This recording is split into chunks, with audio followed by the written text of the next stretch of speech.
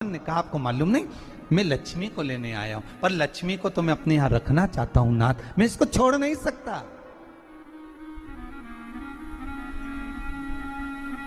मैं लक्ष्मी जी को छोड़ नहीं सकता, मैं इनको लेकर जाऊं।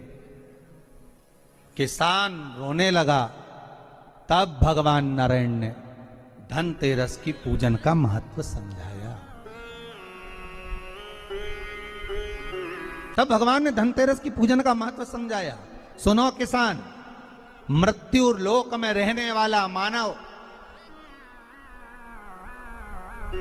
अगर धनवंतरी की पूजन करता है, धनतेरस के दिन कार्तिक महीने में पड़ने वाली सुंदर त्रयोदशी तिथि को जो धनवंतरी की पूजन करेगा, उसके घर से लक्ष्मी कभी बाहर नहीं जाएगी। नारायण जैसे बोले तो किसान तुरंत प्रसन्न हो गया। प्रभु प्रभु, आप मुझे वो उपाय, आप मुझे वो पूजा का प्रयोग, आप मुझे वो महत्व उस धनवंतरी पूजन का, उस धनतेरस की पूजन का बता दीजिए, जिससे मेरा कल्याण हो जाए, जिससे मेरा उद्धार हो। भगवान विष्णु बोले, किसान सुनो, ये धनवंतरी मेरा ही एक अंश होता है। जैसे मेरे हाथ में शंख चक्र गदा पद्म सब धारण करा हुआ हूं, उसी तरह धनवंतरी का स्वरूप का यदि आप दर्शन करेंगे, आप धनवंतरी के चित्र का अगर दर्शन करेंगे, तो एक हाथ में उनके भी चक्र है, एक हाथ में उनके शंख है, एक हाथ में उनके औषधि है, एक हाथ में उनके अमृत का कलश है, और भगवान स्वयं नारायण का अंश प्रकट हो रहा है। बोल धनवंतरी भगवान की, धनवंतरी भगवान की। कहते हैं धनवंतरी भगवान का प्रागट्य जब हुआ था, तो भगवान शंकर ने धनवंतरी देव को देखकर कहा, वाह रे प्रभु वाह, क्या सुंदर स्वरूप धारण कर कर आए हो। प्रभु जब मेरे लिए विष लेकर आए थे तब एक आनंद दूसरा था, पर आज अमृत लेकर आए हो, उसका आनंद दूसरा है। बहुत अलग अलग बातें महाराज जी। शिव महापुराण की कथा कहती है, दो तरह की वाणी होती है, एक में आपने क्रोध कर दिया, अपशब्द कह दिया, ताना दे दिया, गालियां दे दी, और एक शब्द अमृत का मीठा बोल दिए, प्रेम की वाणी बोल दी, उसका एक आनंद दूसरा है, उसका एक संबोधन दूसरा है। एक विष लेकर आ रहा है, एक अमृत लेकर आ रहा है। शिव जी कहते हैं जो अमृत लेकर आ रहा है उसका आनंद ही दूसरा है, उसके चेहरे की चमक ही दूसरी है। भगवान विष्णु कहते हैं, सुनो किसान, मैं आपको धनवंतरी पूजन का विधान बताता हूं। भगवान कहते हैं, किसान सुंदर कृष्ण पक्ष की त्रयोदशी को कार्तिक के महीने में धनवंतरी देव का पूजन, धनतेरस का पूजन माना जाता है। सुनो किसान, एक सुंदर भूमि पर देसी गाय का गोबर से लीपन कर कर, अगर गाय का गोबर ना मिले, सुंदर जल से लीपन कर कर वहां एक सुंदर चौक को पूर कर, आप सभी को ज्ञात होगा कि चौक पूरने में रंगोली का प्रयोग नहीं होता। आप लोगों को मालूम होगा, चौक पूरने में आटा और हल्दी का प्रयोग होता है। काय का प्रयोग होता है? आटे और हल्दी का प्रयोग। आटे हल्दी का प्रयोग क्यों होता है? क्योंकि आटा समृद्धि को बढ़ाता है, लक्ष्मी वैभव को बढ़ाने वाली हल्दी होती है। इसलिए जब चौक पूरा जाता है भूमि पर, तो चौक पूरते समय आटा हल्दी का प्रयोग करते हैं। थोड़ा सा चावल का दाना या गेहूं का दाना रख दिया जाता है, उसके ऊपर एक सुंदर चौकी, एक चौरंग, एक पाटा रख दिया जाता है। भगवान विष्णु बता रहे हैं किसान को धनतेरस के पूजन का वर्णन, और जो भगवान विष्णु ने बताया है वही पूजन का वर्णन आप लोग श्रवण कर रहे हैं। आज धनतेरस है, आज धनतेरस का प्रयोग कर पूजन करें, और शिव महापुराण के इस भाव को, विष्णु पुराण के इस भाव को, स्कंद पुराण के इस भाव को आप धारण करें, और जो विधान भगवान विष्णु बता रहे हैं उसके हिसाब से, उसके अनुसार आप लक्ष्मी का पूजन, धनतेरस का पूजन करें। चौकी लगाएं, चौरंग लगाएं, पाटा लगाएं, उस पाटे पर एक सुंदर लाल वस्त्र धारण करा दें, लाल वस्त्र बिछा दें। एक थाली लें, उस थाली पर कंकु से, रौली से, कुंकू से गिला कर स्वस्तिक का निर्माण कर दें।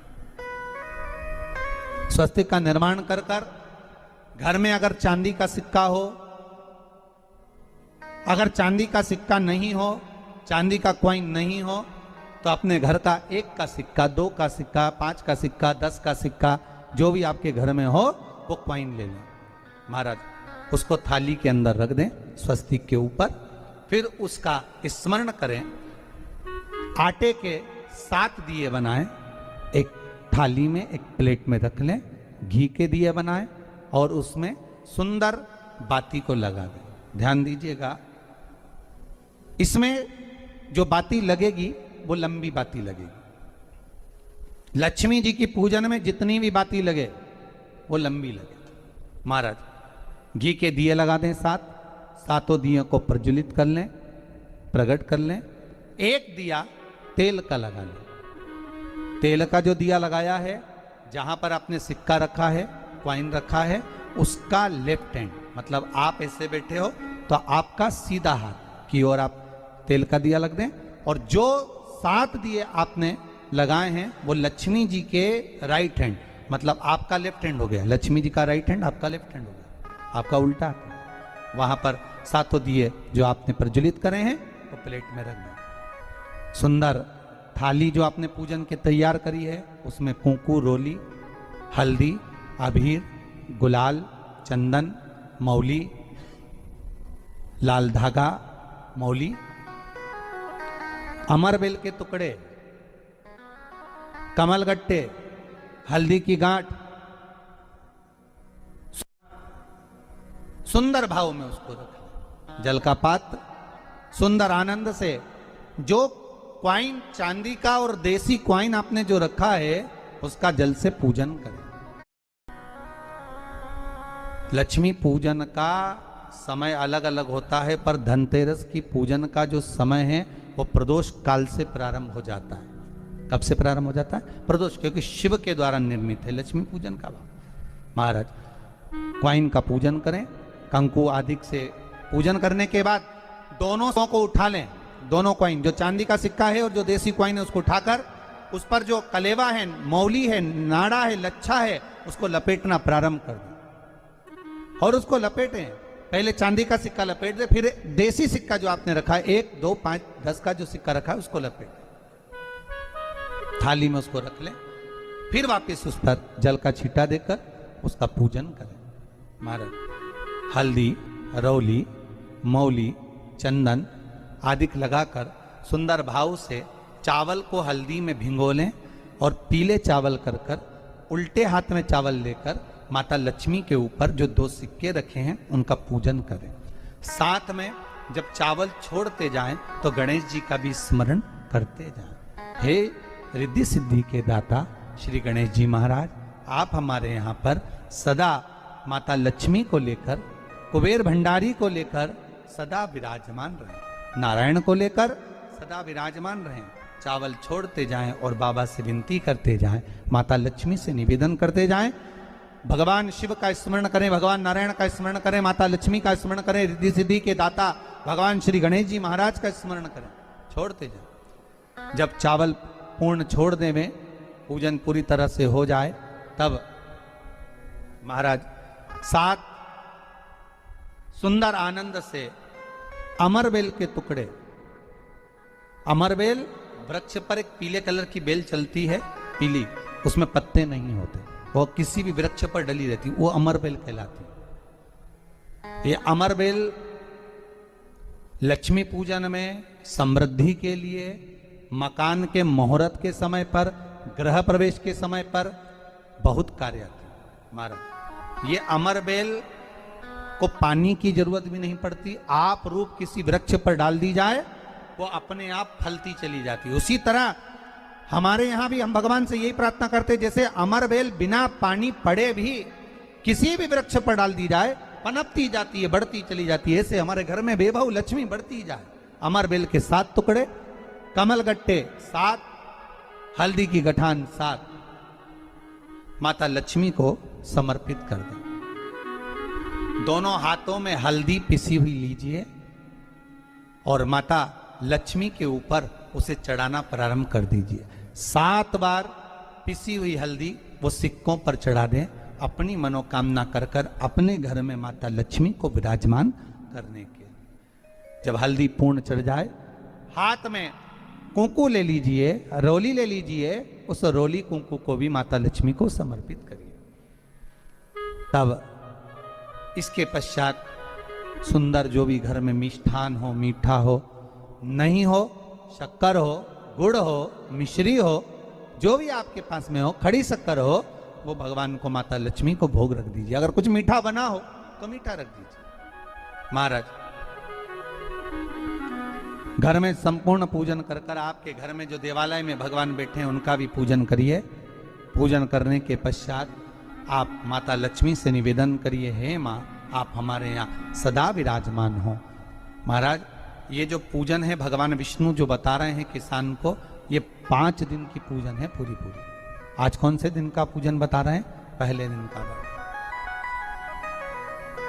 आज धनतेरस से रूप चौदस, अमावस्या, एकम और दूज, ये 5 दिन तक दीपावली का पर्व मनाया जाता है, दीप महोत्सव मनाया जाता है। पूजन करने के बाद जो 7 दिए आपने प्लेट में रखे हैं, थाली में रखे हैं पूजन के लिए, घी के, उन 7 दियों से माता लक्ष्मी की आरती उतारिए।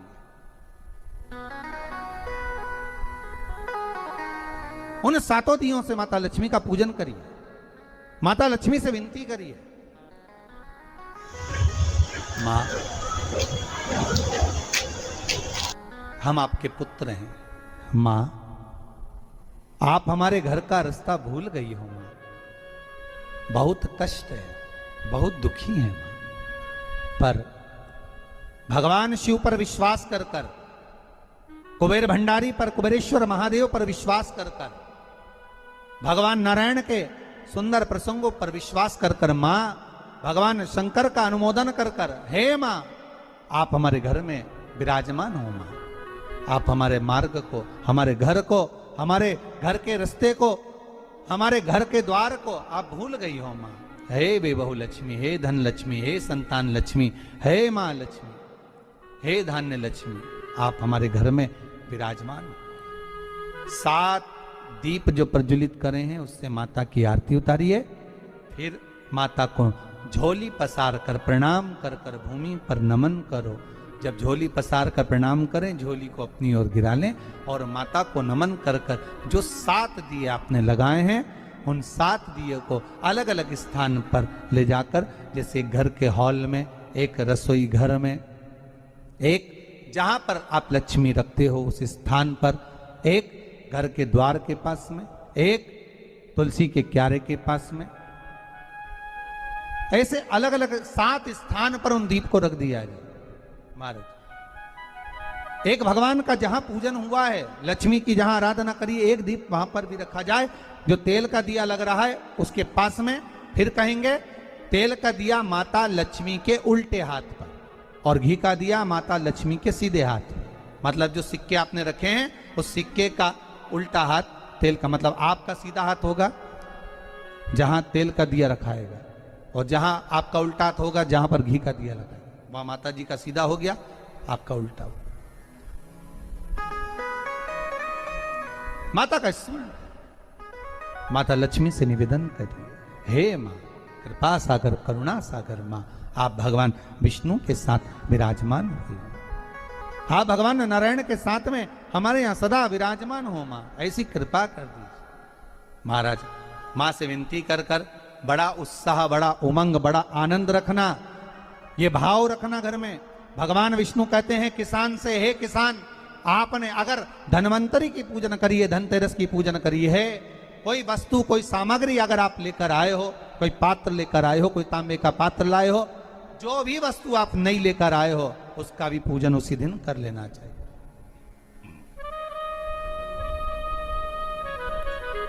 उसका भी पूजन करना चाहिए। बड़ा भाव रखकर भगवान विष्णु ने किसान को बताया। बड़ा किसान सुनकर बड़ा प्रसन्न हुआ। नारायण प्रभु, क्या माँ फिर मेरे घर में रहेगी? भगवान कहते हैं, सुनो किसान, ये लक्ष्मी, अगर आप धनवंतरी का पूजन करते हो, धनतेरस का पूजन सुंदर कार्तिक के महीने की कृष्ण पक्ष की त्रयोदशी को अगर आप कर रहे हो, तो ये लक्ष्मी भले मेरे साथ बैकुंठ में जाकर रहे, पर